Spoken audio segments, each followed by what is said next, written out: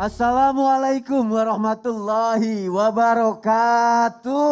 Waalaikumsalam warahmatullahi wabarakatuh. Jamaah oh jamaah. Alhamdulillah. Alhamdulillahirabbil alamin. Allahumma sholli ala sayyidina Muhammad wa ala ali sayyidina Muhammad. Alhamdulillah kita ketemu lagi di Islam itu indah. Dan alhamdulillah jamaah, Masya Allah seperti biasa pagi hari ini saya sudah bersama guru-guru kita semua. Ada Bunda Tuti.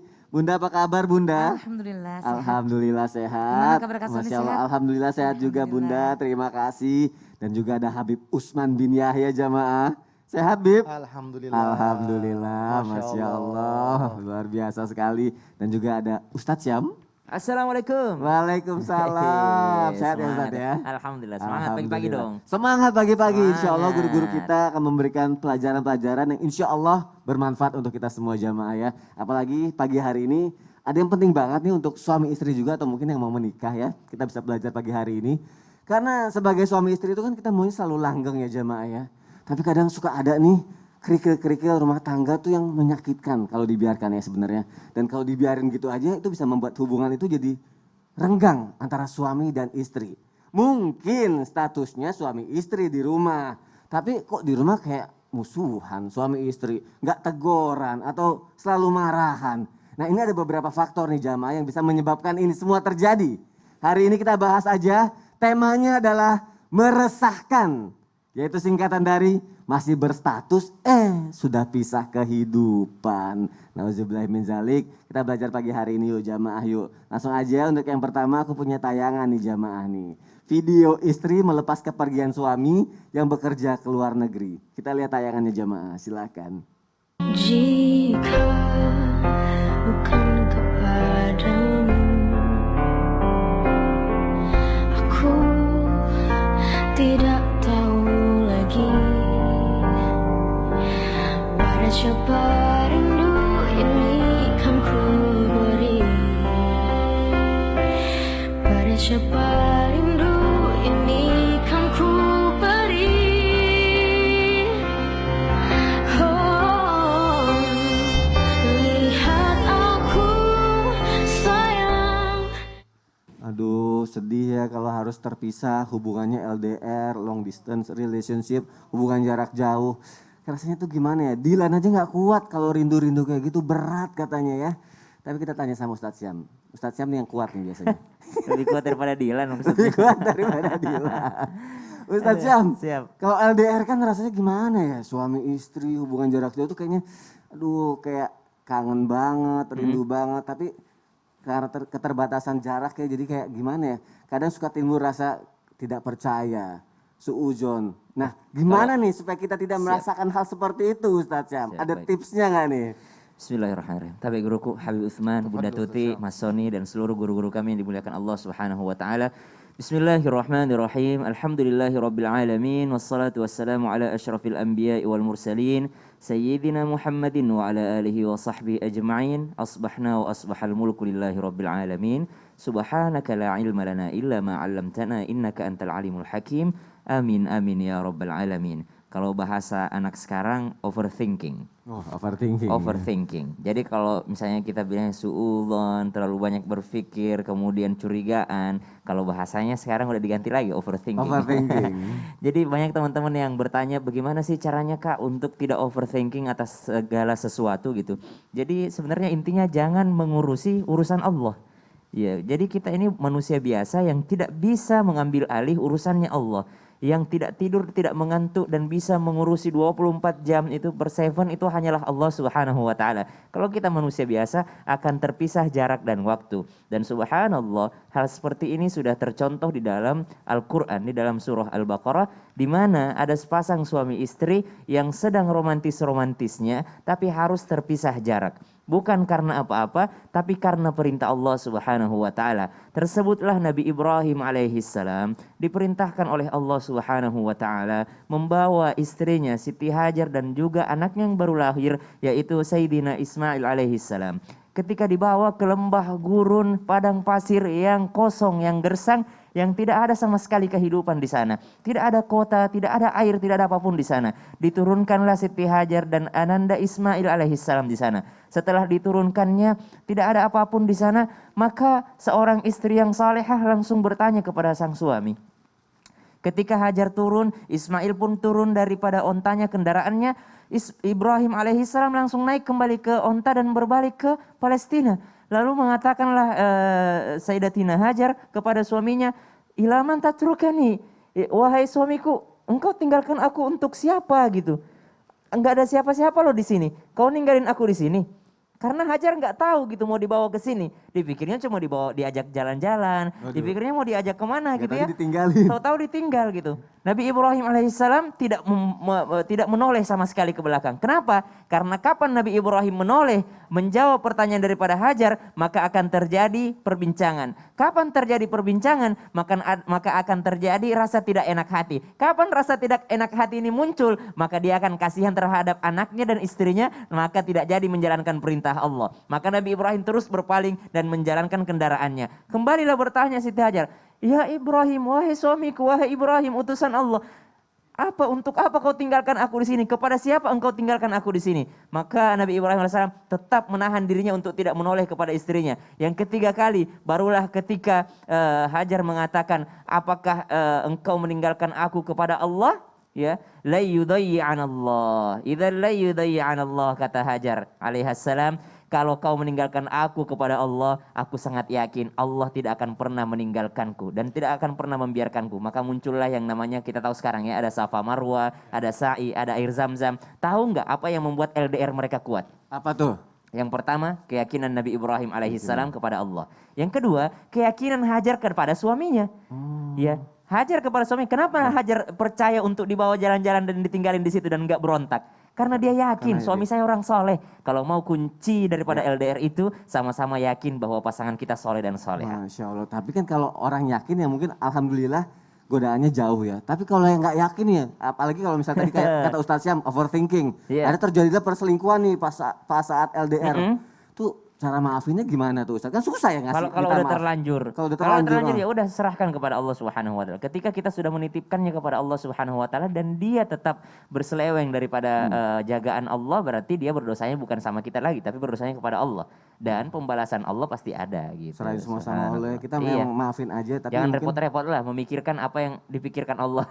Iya, Masya Allah. Terima kasih Ustaz Syam untuk Sama-sama, Mas penjelasannya. Doni. Semoga ini semua bisa kita bisa terhindar dari hal-hal seperti ini ya. Takutnya kan terjadi perselingkuhan ketika LDR, tapi mungkin dengan cara Ustaz Syam yang Ustaz Syam ajarin, kita serahin semua sama Allah, maafkan, tapi nanti insya Allah semua akan baik-baik saja. Tapi takutnya kalau kayak gitu kan ya Bunda Tuti ya, udah membangun rumah tangga, tiba-tiba harus hancurkan, rasanya sayang gitu ya. Nah aku mau nanya nih sama Bunda Tuti, ada nggak sih sebuah faktor nih dari dalam keluarga nih yang bisa menyebabkan seorang laki-laki dan perempuan ini apa ya, walaupun statusnya ini masih suami istri tapi kayak berpisah kehidupan gitu Bunda Tuti. Ada faktornya nggak sih? Aku mohon penjelasannya Bunda Tuti, silakan. Baik, bismillahirrahmanirrahim. Mohon izin Habib, mohon izin Ustaz Syam, mohon izin para guru semuanya. Bismillahirrahmanirrahim.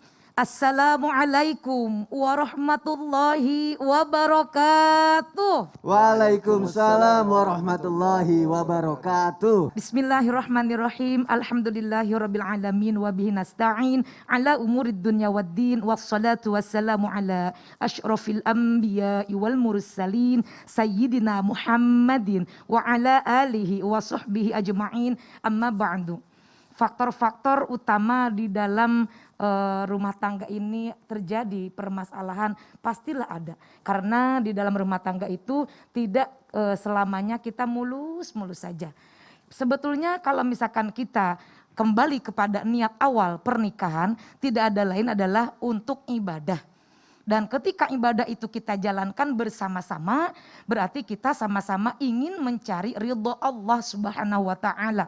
Dan ketika kita mencari doa Allah Subhanahu wa taala di setiap permasalahan yang terdapat dalam rumah tangga kita, pastinya kita akan menjalani ini sebagai bentuk ujian. Dan ketika kita diuji, kuncinya adalah sabar. Mengapa kita harus sabar? Karena kalau tidak sabar, bubar. Aduh. Nah itu kan ya Kak Soni ya. Iya. Makanya sabar itu apa? Bertahan dalam situasi yang Bertahan tidak dalam situasi. mengenakan.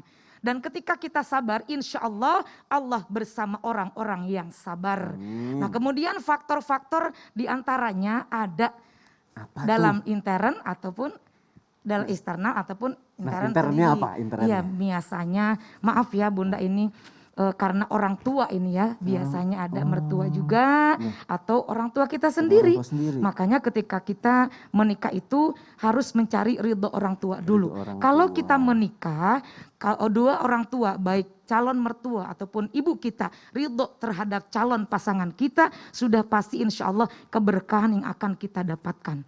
Jadi ketika kita mau menikah itu memang harus tahu siapa yang akan kita jadikan pendamping. Disitulah ada ta'aruf, saling mengetahui. Kalau kita tidak saling ta'aruf, saling mengetahui dan kita tidak saling berbicara, kita diskusi, lalu kita saling mengutarakan apa visi dan misi, apa niat tujuan kita menikah. Enggak ada lain adalah untuk mendapatkan keluarga yang sakinah, mawaddah, warahmah. Bukankah itu tujuan pernikahan? Sehingga Allah di dalam Al-Quran surah Ar-Rum ayat 21 kan berfirman, Bismillahirrahmanirrahim. Wa min ayatihi an khalaqalakum min anfusikum azwajan litaskunu ilaiha wa ja'ala bainakum mawaddatan wa rahmah. Inna fi dzalika laayatin liqaumin yatafakkarun. Dan di antara tanda-tanda kebesaran Allah, tidak ada lain di antaranya Allah sudah memasangkan daripada perempuan dan laki-laki itu menjadi satu pasangan suami dan istri. Tujuannya apa? Untuk mendapatkan di antara keduanya itu rasa tentram, kemudian rasa nyaman, rasa sayang. Dan itulah tanda-tanda bagi kaum yang berpikir. Maka ketika ada permasalahan di dalam rumah tangga, kita kembalikan kepada Allah, baik dari luar maupun dari dalam atau dari diri kita. Itu adalah merupakan ujian, Kak Soni. Tadi kan ujiannya kan Bunda bilang kan salah satunya dari internalnya kan dari mertua atau Bisa orang tua jadi. itu sendiri ya. Iya, Kak Soni. Kan biasanya kalau mertua atau orang tua melakukan itu kan pasti kan ada pemikiran-pemikiran atau ada kejadian yang sudah dilihat gitu kan. Betul. Dan biasanya kan orang tua atau mertua melakukan itu karena dia sayang sama anaknya kan. Benar, Mau ngasih yang Kak terbaik sama anaknya. Iya. Nah cara kita meyakinkan sama si orang tua atau mertua kalau kita masih mencintai anak kita ngomongnya itu bagaimana? Cinta itu adalah pengorbanan. Ya. Love is sacrifice. Masya Allah. Nah, apapun yang kita jalani bersama-sama, kita harus memperjuangkan. Nah, ketika kita ingin menawarkan kepada orang tua, meyakinkan kepada orang tua, sehingga orang tua tidak ada ikut campur dan ingin memisahkan, kita berdua, kita berbicara kepada orang tua. Di antaranya Al-Quran menawarkan ada qaulan karima, berbicara kepada orang tua dengan bahasa yang mulia. Qaulan azima, bahasa yang agung. Qaulan maisura. Nah jadi ketika berbicara kepada orang tua, kita berdua harus menunjukkan akhlak dengan bicara yang baik. Karena itu petunjuk dalam Al-Quran. Dan insya Allah ada orang tata tua caranya. kalau kita pakai cara itu akan lebih mengerti ya Bun Insya ya. Allah. Dan insya Allah semuanya jadi akan baik-baik saja. Iya. Amin. Susah Masya Allah. emang meyakinkan. Susah memang ya. Tapi harus. Tapi nanti aku mau Berdua. nanya lagi sama Ya, Bunda diperjuangkan ya. cinta itu. Kita perjuangkan jamaah yang ada di rumah, cinta kita kepada pasangan kita. Amin. Minta restunya dari orang tua ya. Benar. Masya Allah. Jazakillah khair Bunda. Afwan, Nanti kita Kak lanjutkan lagi ya. Siap. Baik jamaah, nanti aku mau lanjut lagi nanya-nanya sama Bunda Tuti dan juga guru-guru yang lain. Tapi ada tayangan dulu nih yang mau aku kasih lihat untuk jamaah yang ada di rumah. Ini pisah ranjang nih dengan suami, nauzubillahi min zalik. Seorang ibu nekat berhubungan dengan anaknya sendiri. Nauzubillahi min zalik. Kita lihat tayangannya jamaah, silakan. Dilansir oleh Tribun Sumsel, di hadapan petugas IA mengaku kilaf mengajak anak kandungnya berhubungan intim. Tersangka IA mengaku sudah 3 kali melakukan hubungan suami istri dengan anak kandungnya tersebut. Dirinya nekat mengajak anaknya lantaran sudah 1 tahun pisah ranjang dengan suaminya yang pergi bekerja di Bengkulu Utara. Sementara itu, EP mengaku menurut saja ketika diajak ibunya untuk melakukan hubungan intim, lantaran dirinya setengah tidak sadar karena habis mengonsumsi narkoba. Dari penggerbekan, polisi mengamankan barang bukti berupa 3 paket sabu seberat 8,22 gram dan 1 butir ekstasi. Kepada polisi, IA nekat menjual narkoba bersama anaknya EP untuk biaya anak bungsunya bersekolah di Palembang. Bismillahirrahmanirrahim ini, Bib ini tanda-tanda akhir zaman atau gimana Bib ya? Serem ya, aku kalau yang serem-serem mau nanya sama Habib Usman. Habib, ini mungkin tadi karena alasannya pisah ranjang ya Bib, ya mungkin jamaah juga penasaran nih. Kalau pisah ranjang tuh memang bisa menyebabkan laki-laki dan wanita tuh yang masih berstatus sebagai suami istri tapi seolah berpisah kehidupan gitu Bib.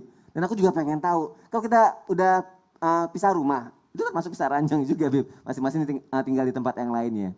Aku mohon penjelasannya dari Habib Usman, silakan Bib. Assalamualaikum warahmatullahi wabarakatuh. Waalaikumsalam warahmatullahi wabarakatuh. Alhamdulillahil wahidil ahad. Alladzi lam yalid wa lam yulad wa lam yakul lahu kufuwan ahad. Laisa kamitslihi syai'un wa huwas samiul basir. Tsumma fasalli wa sallim wa barik ala sayyidina wa habibina wa syafi'ina wa maulana Muhammadin sallallahu alaihi wasallam wa sahabihi wa azwajihi wa dhurriyyatihi wa ahlul baitihi wa ansarihi wa sahrihi ma ba'du.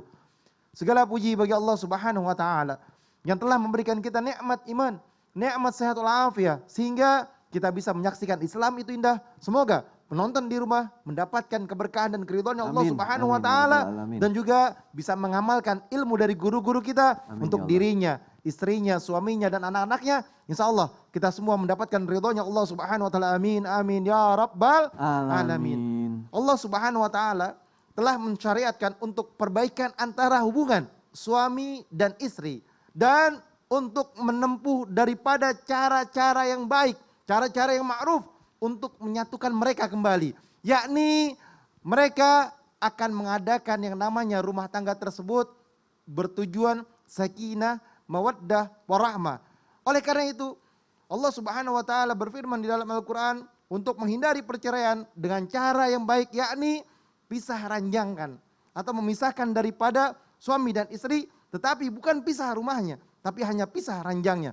Wallati takhafuna nusuzahunna fa'izuhunna wahjuruhunna fil madaji wadribuhunna. Jelas bahwasanya wanita-wanita yang kamu khawatirkan, yang takut dia kurang ajar, dia takut nuzuz, maka nasihatilah mereka. Nasihatilah dengan cara yang baik. Dan pukullah mereka dengan cara yang baik juga dan tidak daripada menyakitkannya. Kemudian ketika mereka sudah mentaatimu, maka janganlah kamu mencari jalan untuk menyusahkannya. Sungguhnya Allah Subhanahu wa taala maha tinggi lagi maha besar dengan kekuasaan dan kehendaknya. Oleh karena itu, tidak pisah kehidupan. Ingat, tidak pisah kehidupan tetapi hanya pisah ranjangnya. Kehidupannya tetap berjalan seperti biasanya. Nafkahnya, mengurus anak-anaknya dan lainnya tetap dijalankan.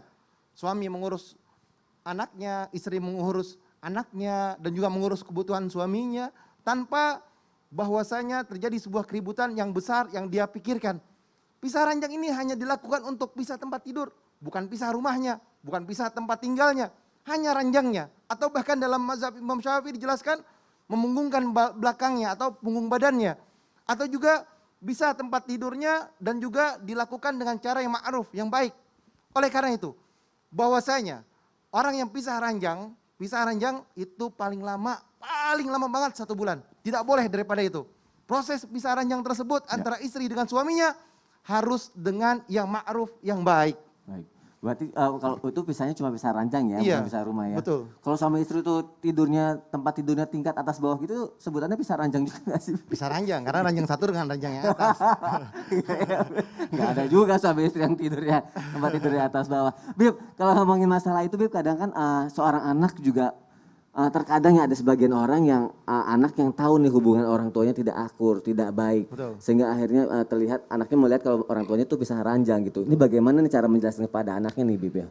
Ingat, jangan pernah kita itu ribut di depan anak. Jangan ribut di depan. Maki-maki, hina-hinaan, jangan depan anak. Iya. Kalau misalkan anak melihat, minta maaf sama anaknya, atau suami istrinya udah kompakan nih, kalau depan anak tiba-tiba langsung baikan. Atau berbuat baik di depan anaknya. Iya. Nah makanya oleh karena itu, siapapun mereka yang mempunyai rumah tangga, kalau ribut jangan depan anak karena bahayanya dampaknya banyak. Iya, jangan sampai Di ya. kamar aja udah, kunci pintu ribut, mau gedebak-gedebuk juga gak jadi masalah.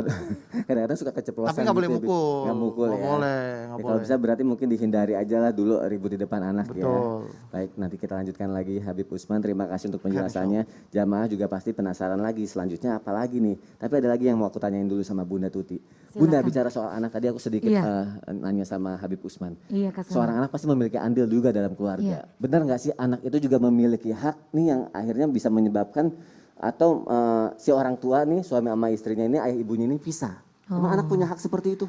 Jawabannya kayaknya setelah ini deh Kak Sony. Panjang Karena kayaknya ya. iya butuh penjelasan. Baik, biar Iya, jamaah penasaran supaya juga ya. penasaran. Makanya jamaah jangan kemana-mana, tetap di Islam itu indah. Jamaah, oh jamaah. Alhamdulillah.